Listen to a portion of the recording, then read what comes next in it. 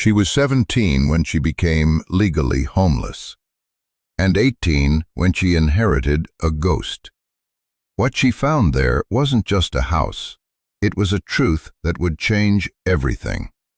If you've ever felt lost and then found a piece of yourself where you least expected it, hit that subscribe button. This story is for you. The day it all changed was my 18th birthday. It arrived not with a bang, but with the quiet, sterile hum of the ventilation system at the North Gate Youth Shelter. For 2 years, that sound had been the soundtrack to my life.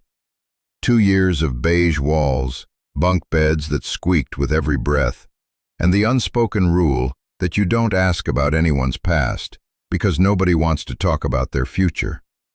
My future, as of 9 a.m. that Tuesday, was a black plastic trash bag containing 2 pairs of jeans, a handful of shirts, a worn copy of a book I no longer remembered reading, and a toothbrush. The system had officially aged me out. I was an adult, a free agent, a technical term for no longer our problem. Brenda, the shelter director, tried to make it special. She was a woman whose kindness was perpetually exhausted, stretched thin over too many kids and not enough funding. She presented me with a small cupcake, the frosting an aggressive shade of blue, with a single, sad-looking candle leaning like a tired old man. "Happy birthday, Ilara," she said, her smile not quite reaching her eyes. The other kids in the common room offered a ragged chorus of "Happy birthday," their voices a mixture of genuine sympathy and relief that it wasn't them. Not yet. I blew out the candle and wished for something I couldn't even name. A place to land, a quiet room, a door with a lock on the inside. Simple things that felt like impossible luxuries. I ate the cupcake, the sugar a gritty, hollow sweetness on my tongue. It tasted like pity. As I was gathering my bag, ready to walk out into a world that had no designated space for me, Brenda called my name. "Ilara, hold on a minute. There's someone here to see you." My stomach tightened into a cold knot. Cops? Social services with one last piece of paperwork to prove I was well and truly on my own? She led me to her office, a space cluttered with manila folders and the faint scent of stale coffee. Sitting in the worn visitor's chair was a woman who did not belong at Northgate. She wore a dark gray suit that probably cost more than the shelter's entire monthly grocery budget.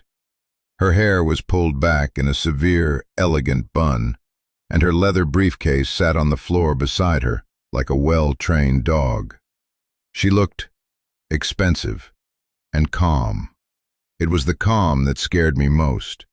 "Ilara, this is Ms. Albright," Brenda said, hovering by the door. "She's an attorney." An attorney. The knot in my stomach turned to ice. This was it. Some ghost from my mother's disastrous life had finally caught up to me. Old debts, old crimes. Something I was now legally old enough to be burdened with. I braced myself, my hand clutching the strap of my trash bag. It was the only thing in the world that was mine. "Happy birthday, Ilara," Ms. Albright said. Her voice was low and even, like stones smoothed by a river. It held no pity, just a quiet professionalism that was somehow more unnerving. "My name is Carol Albright. I was the attorney for your grandmother, Eleanor Vance." The name hit me like a physical blow. Eleanor, a name I hadn't heard spoken aloud in over a decade. My grandmother was a phantom, a half-remembered scent of lavender and soil, a face in a single faded photograph I'd lost years ago. She and my mother had a falling out that was the stuff of family legend, a tectonic split that happened when I was 6. My mother spoke of her only in bitter whispers, painting her as a woman who had abandoned us, who had chosen a piece of dirt over her own family. She disappeared from our lives so completely, I'd assumed she was dead. "My grandmother?" I managed, my voice a squeak. "Yes," Ms. Albright said, opening her briefcase. I'm afraid I have some difficult news. Eleanor passed away 2 weeks ago. I am the executor of her estate." She paused, letting the words settle in the small, airless room. I felt a strange, hollow pang. Grief for a person I barely knew. A ghost I had already mourned. "I'm very sorry for your loss," she added, though it sounded like a required formality. I just nodded, unable to speak. What was there to say? "She has been trying to locate you and your mother for several years," Ms. Albright continued, pulling out a thick envelope. "Unfortunately, given your circumstances, it proved difficult. We only managed to locate you here last week. It was her explicit wish that I wait until your 18th birthday to make contact." She slid the envelope across the desk. My name was written on the front in a spidery, elegant script that felt like a relic from another century. "Eleanor's will is quite straightforward. She had only one asset of any value. She has left it to you, Elara. You are the sole beneficiary." I stared at the envelope, then at her face. My mind was a blank. Beneficiary? Will? These were words from movies, from lives that weren't mine. "What asset?" I whispered. Ms. Albright's expression didn't change, but her eyes seemed to soften for a fraction of a second. "A property," she said. "A house and 40 acres of land in the Cascade foothills. It's called Blackwood Creek Lavender Farm." The name was so specific, so poetic, it sounded like a lie. A lavender farm. It was the most beautiful and impossible thing anyone had ever said to me. For a moment, a wild, fragile hope bloomed in my chest. A house, a farm, a home, a place to put my bag down, a door with a lock. Then, reality came crashing back in. People like me didn't inherit farms. We inherited debt, trauma, and a list of unwritten rules for surviving on the street. "There must be a mistake," I said, my voice flat. My mom always said she had nothing, that she left us with nothing." "Your mother may have believed that to be true," Ms. Albright said carefully. "The situation was complex. But there is no mistake. The property is yours. Or rather, it can be." Can be? The fragile hope in my chest withered. There it was, the catch. There was always a catch. "The farm has been untended for some time," she explained, her professional calm firmly back in place. "Eleanor was unwell for the last few years and couldn't manage it. There are significant back taxes owed, around $5,000, and the property itself is in a state of serious disrepair." She slid another paper across the desk. It was a tax delinquency notice, stamped with an angry red final. $5,000. She might as well have said 5 million. I had exactly $37.14, the last of my foster care stipend, tucked into my shoe. "Furthermore," she went on, her voice a relentless tide of facts, "a development corporation, Starlight Holdings, has been trying to acquire the land for years. They want to build luxury cabins. They have a standing offer on the table, $100,000. My breath caught in my throat. $100,000. It was a number so large it was meaningless, an astronomical figure that bore no relation to my life.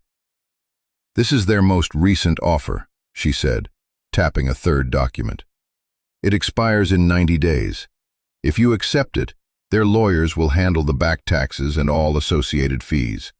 You would walk away with approximately $85,000, free and clear. $85,000. An escape, a new life, an apartment, food, clothes, everything I had ever dreamed of. It was a miracle, a winning lottery ticket handed to me in a beige office that smelled of despair. "So I can just sell it?" I asked, my head spinning.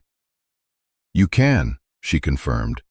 "It would be the simplest path, the most practical." She looked at me then, a long, searching look, and in her eyes I saw something other than professional duty. It was a question, a challenge. She was laying out two futures for me. One was a check, a clean break, and a continuation of the rootless life I'd always known, just with better funding. The other was, what? A ruined house? A mountain of debt? A field of dead flowers? "She also left you this," Ms. Albright said, pushing the thick, hand-addressed envelope closer to me. "Your grandmother. She said you should read it before you decide anything." I picked up the envelope. It was heavy, thick with paper. The return address simply said, Blackwood Creek. My fingers trembled as I traced the letters of my name. My grandmother's hand had written this. A woman who, according to my mother, had abandoned us. A woman who, according to this lawyer, had been trying to find me. A woman who had left me a choice that felt less like a gift and more like a test. Brenda was still hovering at the door, her face a mask of worried curiosity. The hum of the shelter's ventilation system seemed to grow louder, a reminder of the world I was about to either leave behind or carry with me. I could take the money and run. No one would blame me. It was the smart move, the practical path. But as I held the letter, I felt a strange pull. A whisper from a life I'd never had, a connection to a past I'd never known. My mother had told me one story. This letter, this farm. They promised another. I didn't know if I was strong enough to hear it. I didn't know if I was strong enough for anything other than survival. But for the first time in a very long time, I felt like I had a choice that mattered. Not just where to sleep tonight, but who I was going to be. "Where is it?" I asked, my voice barely audible. "This farm. How do I get there?" Ms. Albright gave me the faintest hint of a smile. She slid a bus ticket and a hand-drawn map across the desk. "The bus leaves in an hour," she said. "It's a long ride." The bus ride was a journey through worlds. We pulled out of the city's gray concrete heart, leaving behind the grit and the noise, the endless grid of streets that had been my cage for 2 years. I watched the familiar landscape of overpasses, warehouses, and chain-link fences blur and then dissolve. For the first hour, I clutched my bag and the envelope from Ms. Albright, my knuckles white. My mind raced, replaying the conversation, turning the numbers over and over. $85,000. It was a fantasy, a golden door swinging open. I could get an apartment, a real one, with my own kitchen. I could go to community college. I could buy a coat that wasn't from a donation bin. I could be a normal person.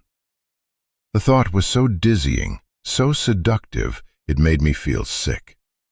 But then there was the other thing, the farm. The name itself felt like a poem. Blackwood Creek Lavender Farm. It conjured images from books I'd read, of rolling hills and purple flowers and stone houses. It felt like a place that couldn't possibly be real, and certainly not a place that could ever belong to me. My mother's words echoed in my head, bitter and sharp. "She chose that worthless patch of dirt over us, Ilara. Never forget that. It's a cursed place." Was I traveling toward a curse or a home? As the city receded, the landscape began to breathe. The flat gray skyline was replaced by the deep green of pine trees climbing toward the sky. We rolled through small towns with names like Hopewell and Cedar Run, places with one main street, a gas station, and a diner. The people who got on and off the bus looked different from the city people. Their faces were weathered, their movements slower, more deliberate. They didn't avoid eye contact. They'd give a small, polite nod as they passed. I felt like a foreigner, an alien creature in my worn city hoodie and scuffed sneakers. Hours passed. The sun slanted low in the sky, casting long, dramatic shadows across the highway. The bus grew emptier, its loud engine a lonely sound in the vast, quiet landscape. Finally, the driver called out a name that jolted me from my stupor. "Pine Ridge Crossing!" I grabbed my bag and stumbled to the front. Is this the stop for Blackwood Creek Road?" I asked, my voice raspy. The driver, a heavy-set man with a kind, tired face, nodded. "Sure is. It's a long walk from here, though. You got someone picking you up?" "No," I said quietly. "I'm walking." He gave me a concerned look. "It's a good 3 miles, and it'll be dark soon." He hesitated, then pointed. "Just stay on this road here. You can't miss the turnoff. Big old wooden sign, though it's mostly fallen down now. Good luck, kid." I stepped off the bus into a wall of silence. The roar of the engine faded down the road, leaving behind a quiet so profound it felt like pressure against my eardrums. The air was different here. It was clean and sharp, smelling of pine needles, damp earth, and something else, something faintly sweet and floral, even in the cool of the evening. The sky was a vast, open canvas, already starting to bleed with the colors of sunset. There were no sirens, no traffic, no shouting. Just the whisper of the wind in the towering trees that lined the road. I checked the map Ms. Albright had drawn. It was simple enough. A straight line, then a right turn onto a smaller, unpaved road. I adjusted the strap of my bag on my shoulder and started walking. The asphalt soon gave way to a packed dirt road, rutted and uneven. The walk was harder than I expected. My city legs weren't used to the incline, and the trash bag, which had felt so light before, now seemed to weigh 100 pounds. It was filled with the flimsy evidence of a life I was walking away from, but I couldn't bring myself to leave it behind. Dusk settled into the valley.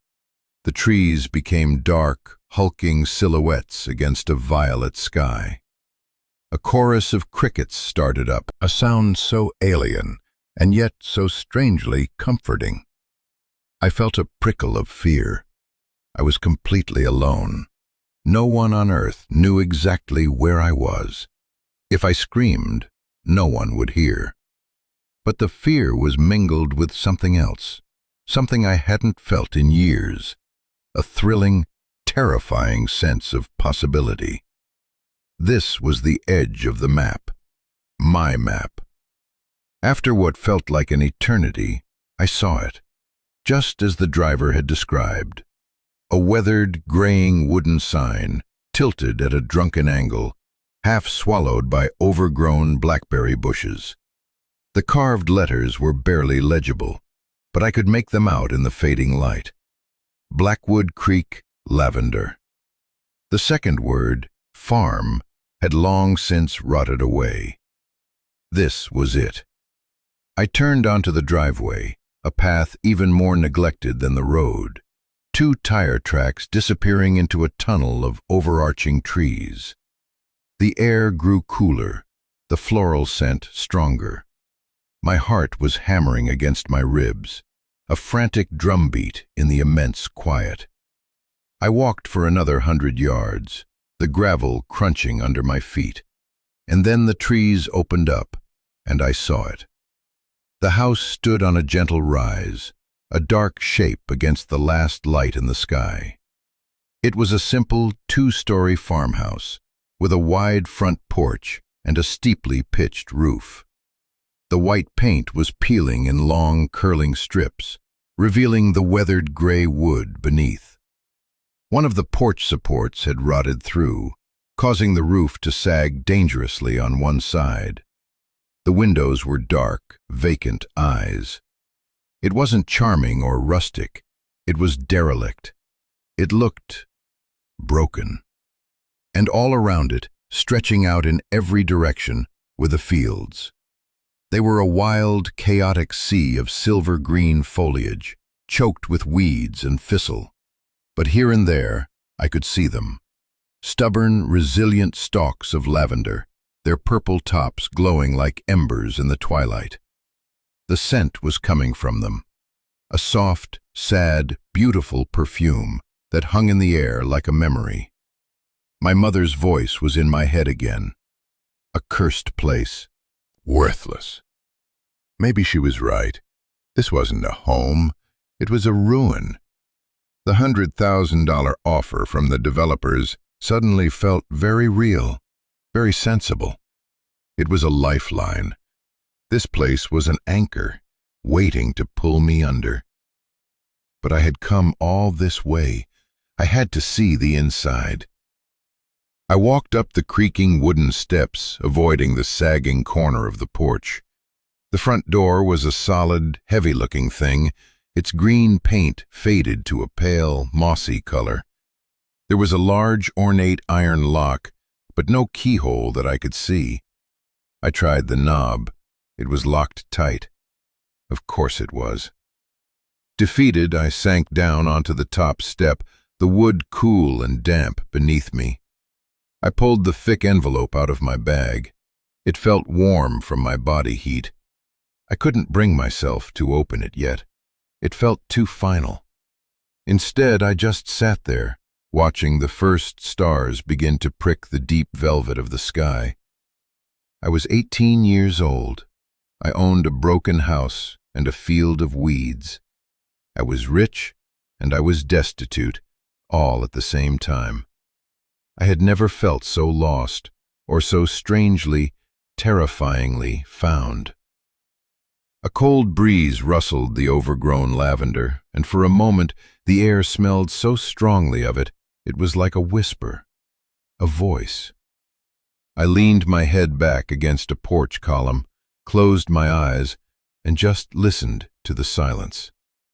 I must have fallen asleep, because when I opened my eyes again, the moon was high in the sky, a perfect silver disk that bathed the entire valley in a pale, ethereal light. The world was transformed. The peeling paint on the house looked like silver lace. The overgrown fields shimmered, the lavender stalks like a ghostly army standing at attention. It was beautiful, hauntingly, achingly beautiful. A new wave of determination washed over me. I wasn't going to be beaten by a locked door. I stood up, my joints stiff from the cold, and began a more systematic search. Ms. Albright had given me the keys, a small, heavy ring with 2 old-fashioned skeleton keys on it. I'd tried them both in the front door lock, to no avail. There had to be another way in. I walked the perimeter of the house. The foundation was made of large river stones, mortared together. Moss grew in the crevices. I ran my hands along the cool, rough surface. Around the back, I found a small, low window, probably for a cellar. It was boarded up tight. A back door was just as solid as the front. I was starting to feel a familiar frustration, the feeling of being locked out, of being on the wrong side of a door that meant safety and warmth. My eyes fell on the front porch steps again. There was a large, flat stone that served as the landing at the bottom. It was slightly crooked, not quite flush with the others. It looked out of place. On a hunch, I knelt down and tried to wiggle it. It was heavy, but it moved. I dug my fingers into the damp earth around its edges and pulled. With a scraping groan, the stone lifted, and there, nestled in a small, hollowed-out space beneath it, was a small, rust-pitted tin box. My breath caught. I lifted the box out. It wasn't locked. The lid came off with a rusty squeal. Inside, cushioned on a bed of dried lavender buds, was a single, large iron key. It was different from the ones Ms. Albright had given me. It was older, heavier, more ornate. I knew, with a certainty that settled deep in my bones, that this was the key. I walked back up the steps, my heart thudding a slow, heavy rhythm. The key slid into the big iron lock on the front door. It felt like it was made for it. I turned it. There was a loud, grinding clank as tumblers that hadn't moved in years shifted into place. The door swung inward with a low, mournful creak, opening into a cavern of darkness. The air that rolled out to meet me was thick and stagnant, the smell of a place that had held its breath for a very long time. It smelled of dust, of dried herbs, of old wood, of mice, and faintly, underneath it all, the persistent, ghostly scent of lavender. I hesitated on the threshold, a shiver running down my spine. It felt like trespassing. It felt like coming home. I took a deep breath and stepped inside. Using the flashlight on my phone, I swept a beam of light across the room. I was in a large living space. The furniture, a sofa, 2 armchairs, a coffee table, was draped in white sheets, making them look like a family of ghosts. A thick layer of dust covered every surface, sparkling in the flashlight's beam like malevolent glitter. A grand fireplace, made of the same river stones as the foundation, dominated one wall. Its hearth was cold and black. On the mantelpiece above it, among the dust and cobwebs, sat a single object, a dark wooden chest, about the size of a shoebox, with intricate carvings on its lid. It wasn't dusty like everything else. It looked like it had been recently wiped clean. It was waiting for me. I ran my hand over the smooth, cool wood. There was a small brass lock on the front, and I knew instantly what the second key on the ring from Miss Albright was for. It slid in perfectly. With a soft click, the lock opened. I lifted the lid. My breath hitched. I had expected to find money or jewelry or some other conventional treasure. But the box was filled with paper. It was a thick stack of envelopes, dozens of them, bound together with a piece of simple garden twine. They were addressed to me. For Ilara. The handwriting was the same spidery, elegant script I had seen on the large envelope from the lawyer. My hands trembled as I lifted the stack out. They were arranged in chronological order, dated meticulously in the top corner. The one on top was dated just 3 weeks ago, a week before she died. The one on the bottom was from 12 years ago, right after she had disappeared from my life. She had been writing to me all this time. I sat down on the edge of a ghost-white armchair, the sheet crinkling under my weight, sending up a puff of dust that made me sneeze. The sound was shockingly loud in the silent house. My flashlight cast a perfect circle of light on the floorboards. This was what Ms. Albright had meant. Read it before you decide anything. This was the other side of the story. My mother's story was one of angry, bitter words. My grandmother's story was here, in this box, a silent testament waiting to be heard. I untied the twine. The knot was simple, easy to undo. I pulled out the first letter, the one from 12 years ago. The paper was thick and creamy, the ink a faded blue. I unfolded it carefully, my fingers clumsy, and in the small, lonely pool of light from my phone, I began to read. My dearest Ilara, if you are reading this, it means several things. It means I am gone. It means that woman, Ms. Albright, has found you. And it means you are standing in my house, our house. I suppose you are a young woman now, 18. It pains me more than I can ever say that I was not there to see it. I have a picture of you in my mind, a little girl with bright, curious eyes and a smile that could charm the bees right out of the lavender. That is how I have to remember you. I know you must have so many questions. I know you are probably angry. You have every right to be. Your mother will have told you things about me. She will have told you that I abandoned you, that I chose this land over my own blood. I need you to know from the very beginning that it is not true. Every single thing I have done for the past 12 years, every hard choice and every lonely night has been for you.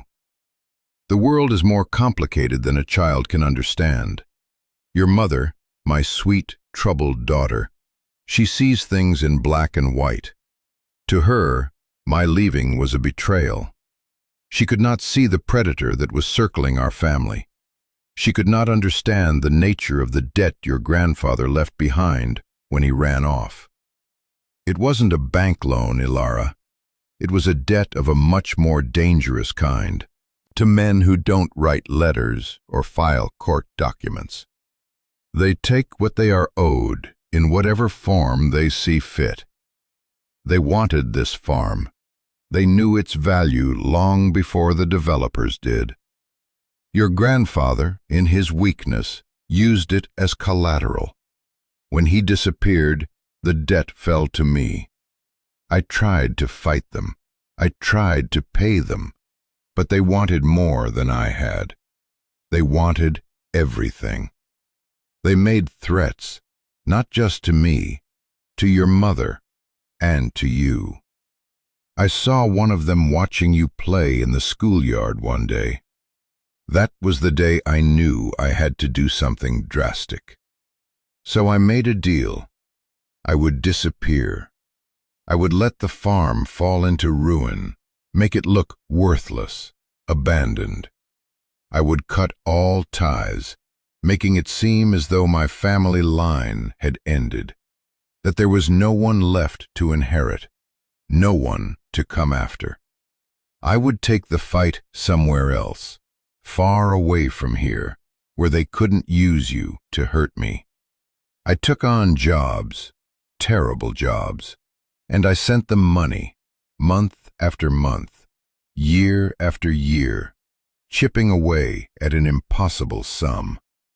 I became a ghost so that you could be safe. Your mother wouldn't have understood. She would have tried to fight, to stay, and she would have put you in terrible danger. So I let her believe I was selfish. I let her hate me. It was the only way to make her leave, to make her take you somewhere far away from here. It was the cruelest, most necessary thing I have ever done. A mother lion will chew off her own leg to save her cub. I chewed off my own heart. This house, this land, it is not a curse. It is a promise. It is the only thing of value our family has ever had. I have spent my life protecting it for you. Now, my time is done. The debt is paid. The danger has passed. What happens next is up to you. I know it is a wreck. I know it is a burden. But look closer, Ilara. The lavender is still there. It's a stubborn plant. It survives drought and frost and neglect. It waits. It is a symbol of our resilience, of your resilience. There is so much more to tell you. It is all in these letters. Read them. Understand what this place cost. And then, whatever you decide to do, sell it to the developers for a fortune, or try to bring it back to life. Do it with a clear heart. Do it for you. This is your life now, your choice. All my love, for all of time. Your grandmother, Eleanor. I finished the letter, my vision blurred with tears. The words hung in the dusty air, rearranging the entire history of my life. The story my mother had told me, the one that had defined my childhood and shaped me into a person who expected to be abandoned, was a lie. Or, not a lie, but a shield. A story told to a child to protect her from a truth she couldn't comprehend. My grandmother hadn't abandoned us. She had sacrificed everything. The tears came then, hot and silent. I cried for the little girl who had felt so worthless. I cried for my mother, who had lived her life poisoned by a bitter misunderstanding. And I cried for Eleanor, a woman I barely knew, a woman who had fought a silent, lonely war for me, a woman whose love was so fierce it had required her to disappear. The grief was a physical weight, a crushing pressure in my chest. I folded the letter, my hands shaking, and placed it carefully back in the box. The house was no longer just a derelict building. It was a monument, a sanctuary built of sacrifice. And the land wasn't just 40 acres of weeds. It was a legacy. I stayed there for a long time, sitting in the dark, the silence of the house wrapping around me like a blanket. The initial shock gave way to a profound sense of exhaustion. The emotional weight of the day, of the letter, of the last 18 years settled over me. I felt hollowed out, scraped clean.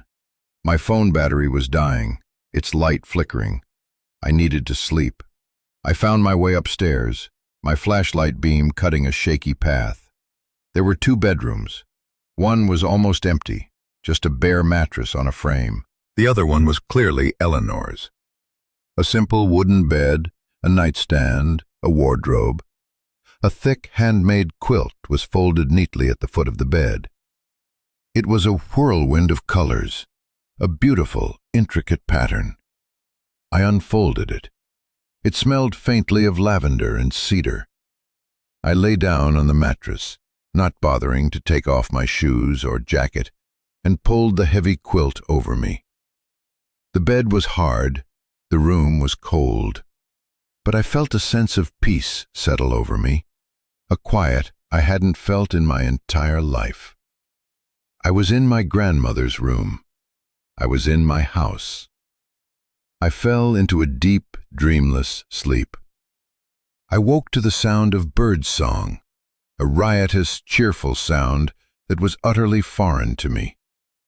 Sunlight streamed through the dirty window pane, cutting bright, dusty stripes across the room.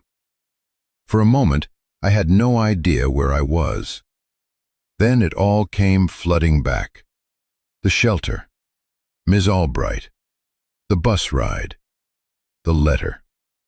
I sat up, my body aching from sleeping on the old mattress.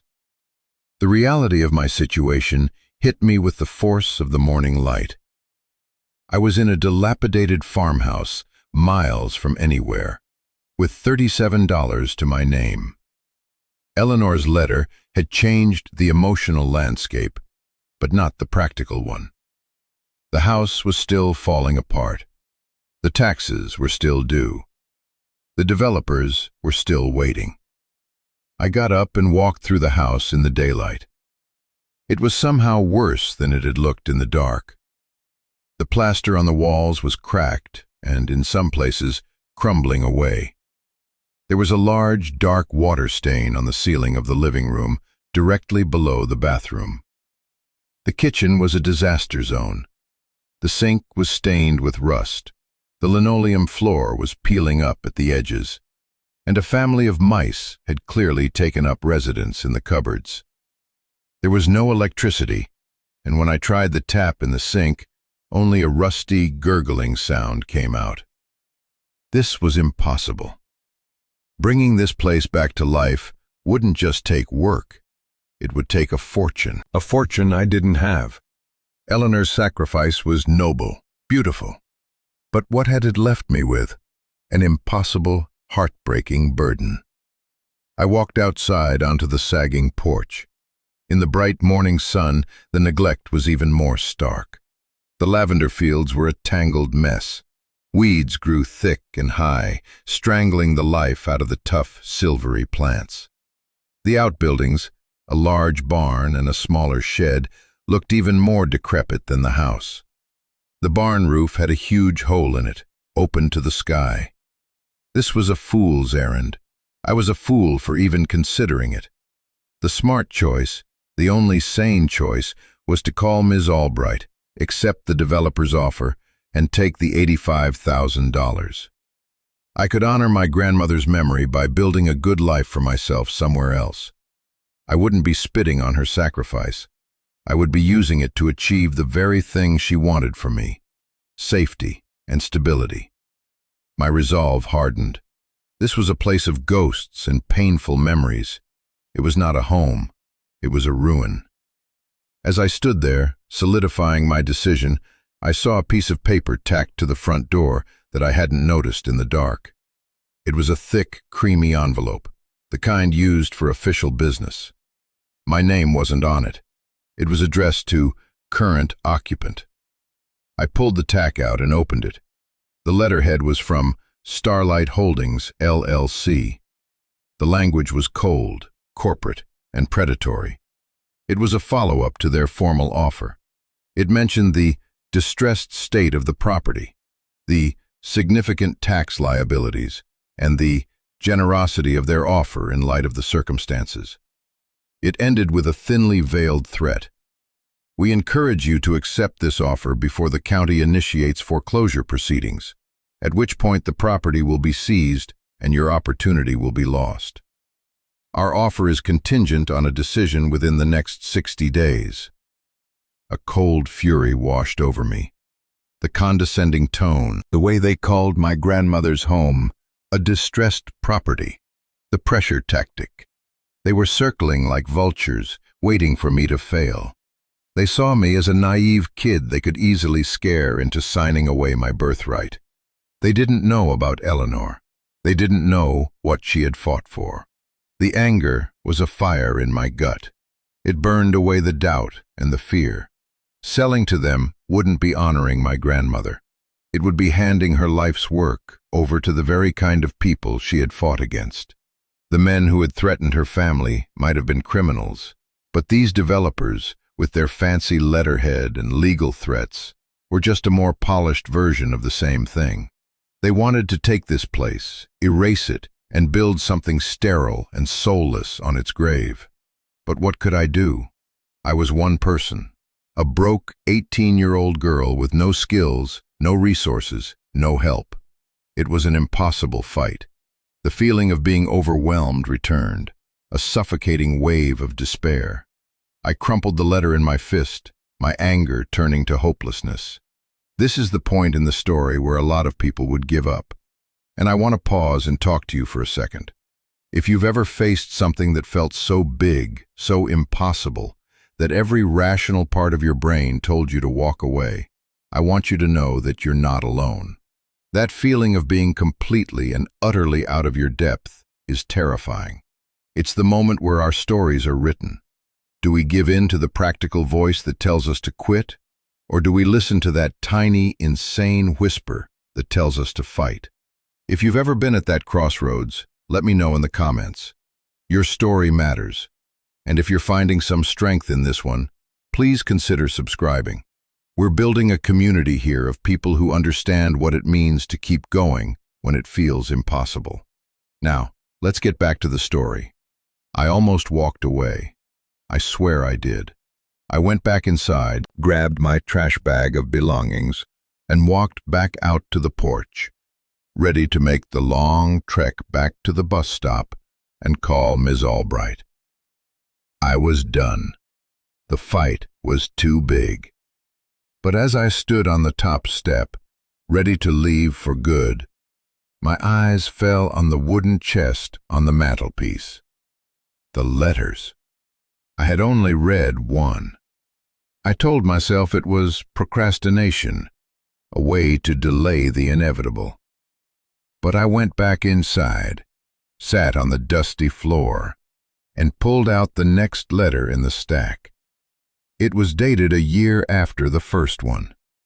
My hands were steady now. My tears all cried out. I just needed to understand.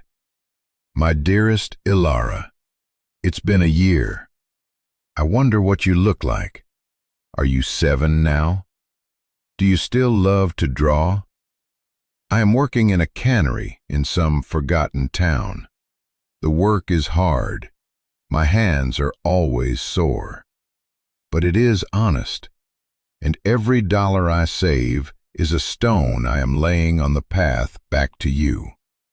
I have to believe that. Today, I want to tell you about the lavender. Not about the fight, or the money, or the sadness. About the plants themselves. Did you know there are dozens of varieties? We have 3 here at the farm. Grosso for the oil. Royal velvet for its dark color and use in cooking. And my favorite, Hidcote blue. It's a small, tough little plant. It doesn't grow as tall as the others, but its flowers are the most vibrant purple you have ever seen. And its scent, it's the purest, the strongest. It's the heart of the farm. Your grandfather wanted to rip it all out. He wanted to plant something more profitable, like Christmas trees. He never understood. The lavender isn't just a crop. It's a promise. It's a perennial, Ilara. That means it comes back every year, even if the winter is harsh. It can live for decades.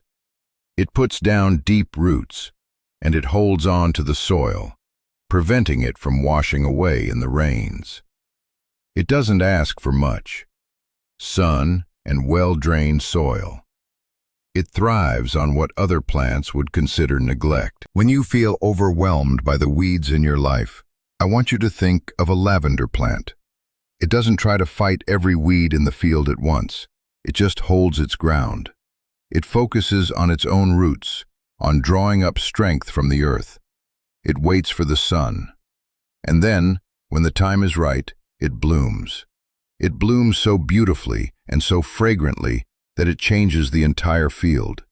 It reminds everything around it what it is meant to be. Don't try to clear the whole field at once, my love. You'll only exhaust yourself. Just find one plant, one small, tough, beautiful thing, and clear the space around it. Give it room to breathe. See what happens. The rest will follow. The letter ended there. It wasn't about the past or the sacrifice. It was a lesson, an instruction manual. Don't try to clear the whole field at once. Just find one plant. I put the letter down and walked outside, my bag forgotten on the floor. I walked past the sagging porch and into the sea of weeds. I waded through thistle and dandelions and thick, thorny blackberry vines, searching. And then I saw it. A small, compact plant, almost completely choked by the weeds around it, but its leaves were that unmistakable silvery green. And on its top, a few brave, vibrant purple flowers were reaching for the sun. Hidcote blue. It was a small, ridiculous, hopeless gesture, but I knelt in the dirt, my city clothes getting stained with soil and pollen, and I started to pull the weeds. My hands weren't used to the work. The thorns on the blackberry canes scratched my arms. The deep taproots of the dandelions were stubborn, but I pulled. I cleared a small circle, maybe 2 feet wide, around that one single lavender plant. When I was done, I sat back on my heels, sweating and breathing hard. It looked absurd. A tiny, perfect circle of cleared earth in an ocean of chaos. But the little lavender plant seemed to stand up straighter. It had room to breathe. It had sun. It was a start. And in that moment, my choice was made. I wasn't leaving. I wasn't selling. I was staying. I was going to hold my ground. I was going to find my roots, right here in this difficult, neglected soil. I was going to wait for the sun, and then I was going to bloom. This was my home, and I was going to fight for it, one weed at a time. The days that followed blurred into a routine of hard physical labor. My decision, made in a moment of defiant clarity, now had to be backed up by action. The first task was survival. I found a rain barrel around the back of the house, half full of clean, fresh water. That solved one problem. For food, I used 20 of my $37 to buy a massive bag of rice, another of beans, and some peanut butter from the small general store at Pine Ridge Crossing. The woman behind the counter, a stout, gray-haired lady named Martha, gave me a long, curious look. "You're Eleanor's girl, aren't you?" she asked, her voice surprisingly gentle. I was taken aback. "You knew my grandmother?" "Knew her for 30 years, Martha said, ringing up my meager groceries. She was a tough woman, stubborn as the weeds in her field. Good to see someone's finally come back to the old place. It's been sad, watching it go to ruin." She added a small bag of apples to my groceries. "On the house," she said, before I could protest. "You look like you could use it." It was the first act of unsolicited kindness I'd received from a stranger in years, and it almost made me cry. Back at the farm, the work was relentless.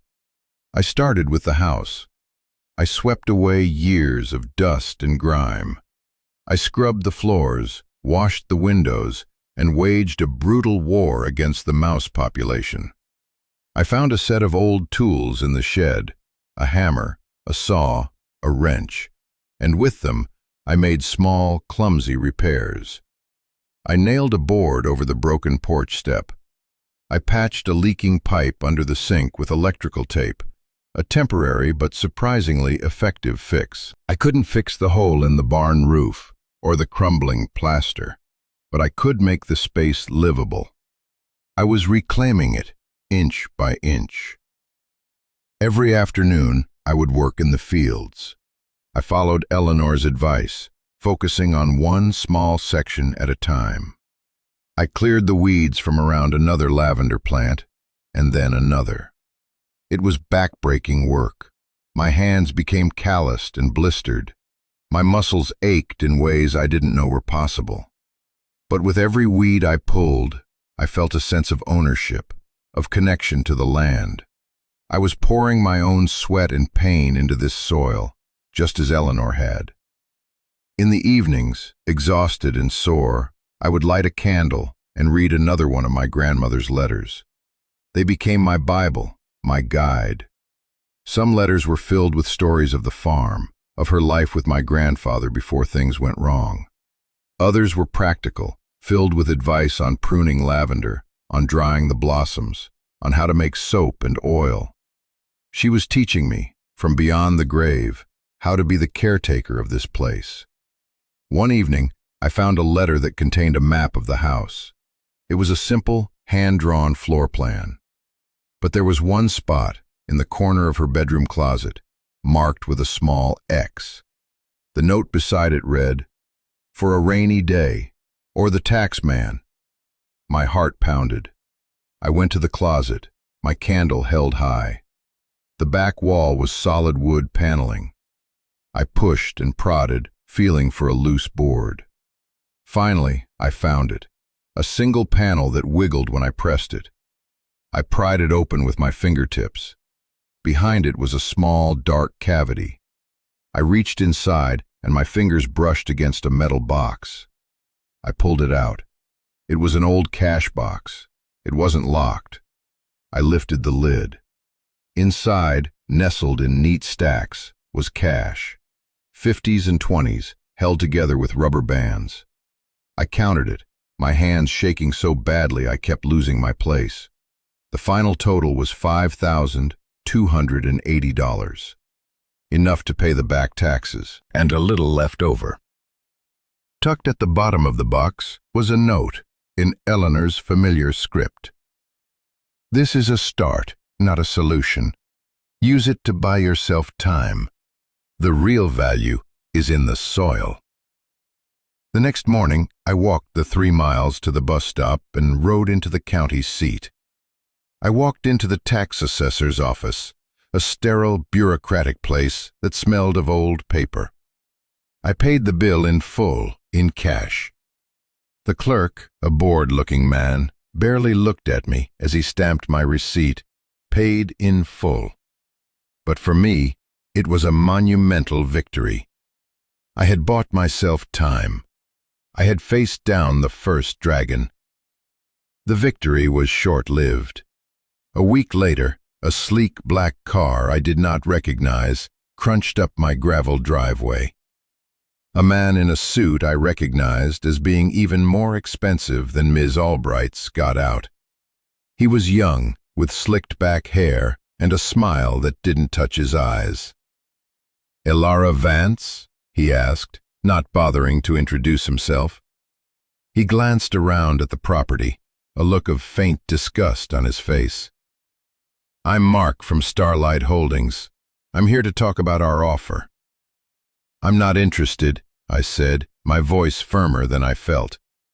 I stood on the porch, my arms crossed, trying to look bigger than I was. He chuckled, a dry, unpleasant sound. "Look, kid, I get it. Family sentiment, all that. It's cute. But let's be realistic. This place is a teardown. You're living here with no power, no running water. It's a matter of time before the county condemns it.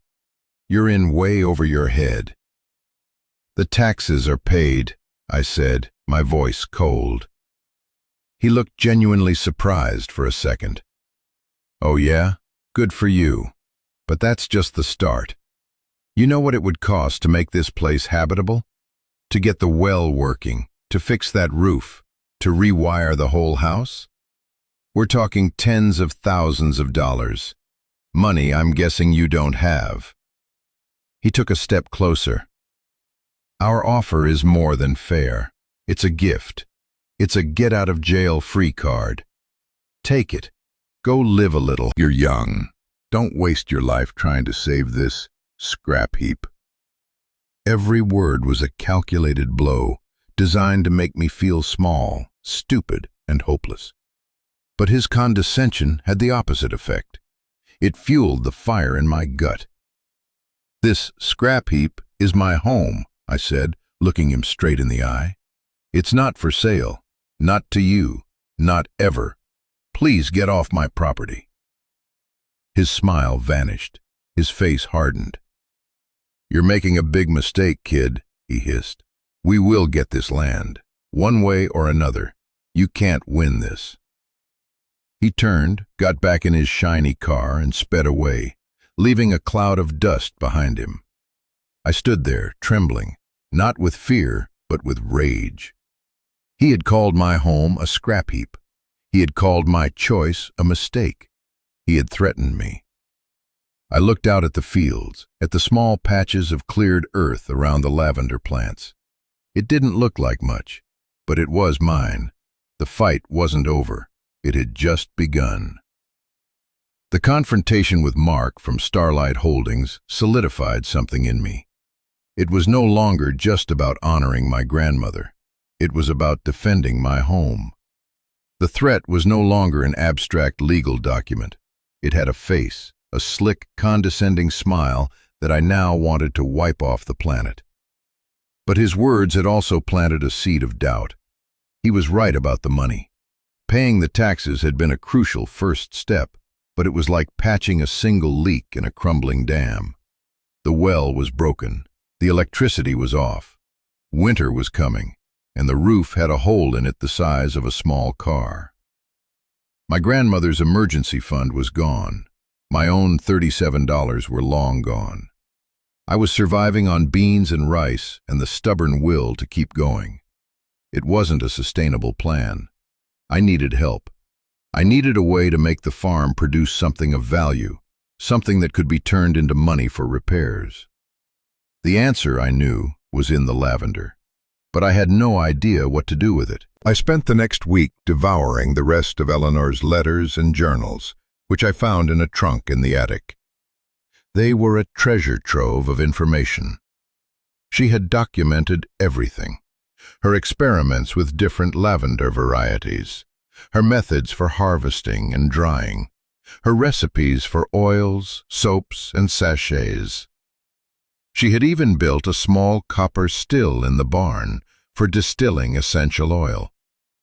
It was a beautiful, intricate piece of equipment, now covered in dust and cobwebs. The journals also told a deeper, more painful story.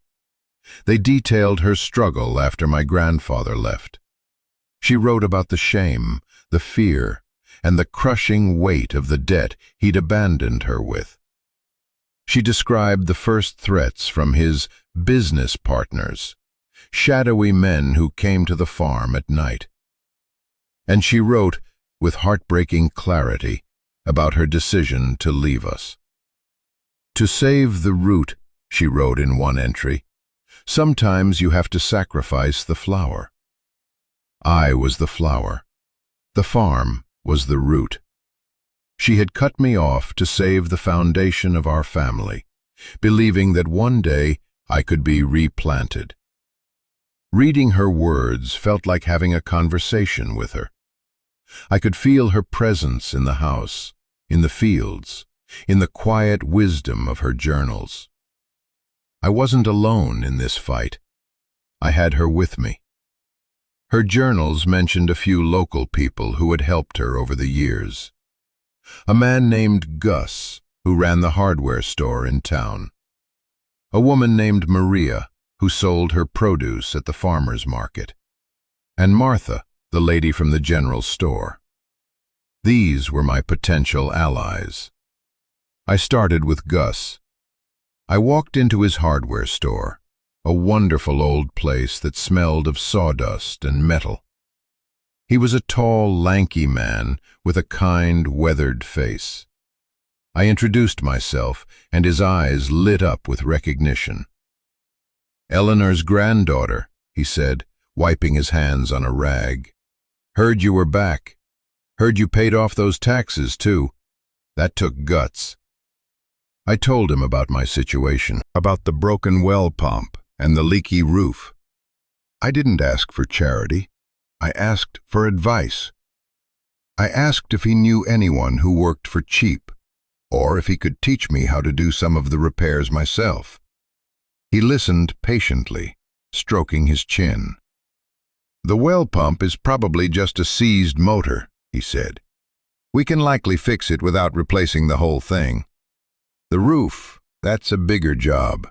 But I'll tell you what, Eleanor was a good customer and a good friend. She helped my wife out with her lavender remedies when the doctors couldn't do a thing for her arthritis.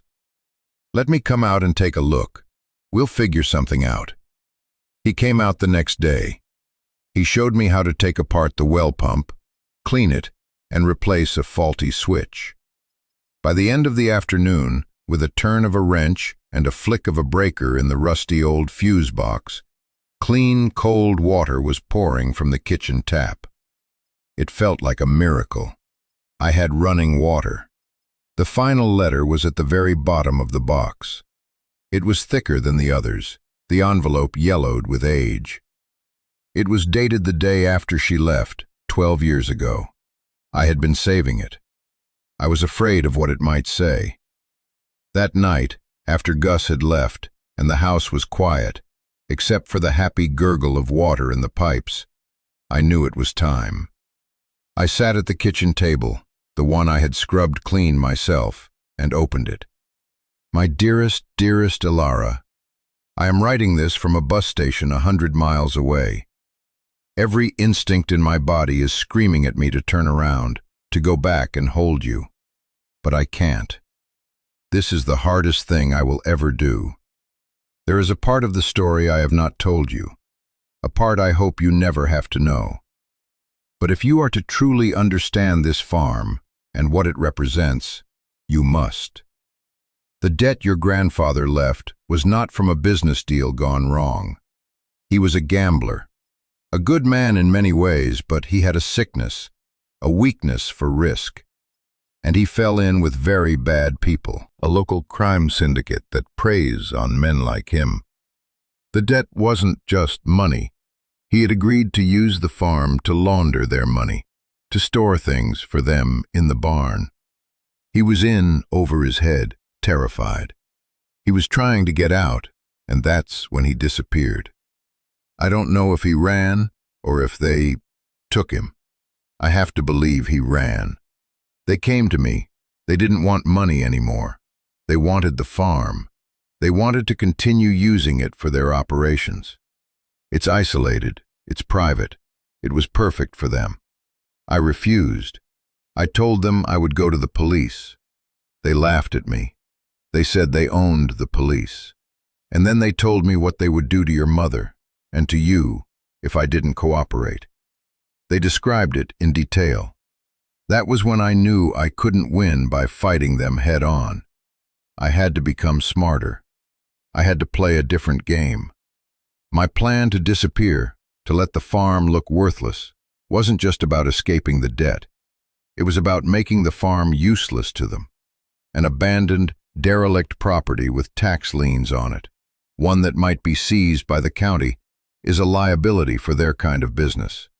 It draws attention. It's messy. And my payments, the money I sent them month after month for 12 years, it wasn't just paying down the principal. It was buying their silence. It was paying them to stay away, to believe that the farm was a dead end, that my family line was broken, that there was nothing left for them here. So you see, my love, this land is not just a piece of property. It is a battlefield. It is a place that has been purified by sacrifice. I have spent my life washing it clean for you. The danger is gone now. The men who ran that crew are either in jail or dead. I made sure of that before I stopped paying and wrote my will. The chain is broken. You are free. This is your inheritance, Alara. Not the land, not the house, the freedom, the clean slate. What you hold in your hands is a place that has been fought for and protected and loved, even from a distance. It is a testament to the fact that even in the face of great darkness, a small, stubborn light can survive. A small, stubborn lavender plant can hold its ground. Whatever you do, live a life worthy of that freedom. Be brave. Be kind. Be happy. That is all I have ever wanted for you. You are the root now. Grow deep. All my love, forever. Eleanor. I folded the letter and finally understood. The full weight of her love, of her sacrifice, settled over me. She hadn't just saved a farm. She had fought monsters. She had stood between her family and a darkness I could barely imagine. And she had won. She had done it alone, in secret, letting the world and her own daughter believe she was a villain. The farm wasn't a burden. It wasn't a ruin. It was a victory flag. It was the proof that she had won. And my staying here, my fighting for it, was my way of standing guard over that victory. I would not let it fall now. Not after everything she had done to keep it safe. The next few months were the hardest and most rewarding of my life. Gus helped me patch the roof before the first snows fell. Martha from the general store introduced me to Maria, the woman from the farmer's market. Maria came to the farm, her eyes wide with a mix of sadness and hope. She taught me how to properly harvest the lavender that remained, how to bundle it and dry it in the rafters of the barn. She showed me how to work Eleanor's small copper still, and soon the barn was filled with the incredible, concentrated aroma of pure lavender essential oil. I sold my first bundles of dried lavender in tiny vials of oil at the local winter market. I didn't make much, just a few $100s, but it was money I had earned from the soil of my farm. It was enough to buy groceries, to pay for the electricity to be turned back on, to buy a new part for the ancient wood stove in the living room. It was a beginning. Starlight Holdings didn't give up. They sent more letters, their offers getting slightly more aggressive, their legal threats more pronounced. But their words had lost their power over me. They were just noise. I was too busy working. I was too busy building. My life found a new rhythm, one dictated by the seasons, not by a shelter's clock. I woke with the sun. I worked the land. I learned the names of the birds and the trees. I read Eleanor's books by the light of a single lamp in the evenings. The house was still scarred, still rough around the edges, but it was warm, it was dry, and it was mine. It was filled not with ghosts, but with a powerful, loving presence. One day in early spring, as the ground was beginning to thaw, I was clearing a new section of the field, a part that was completely overrun with thick, thorny vines.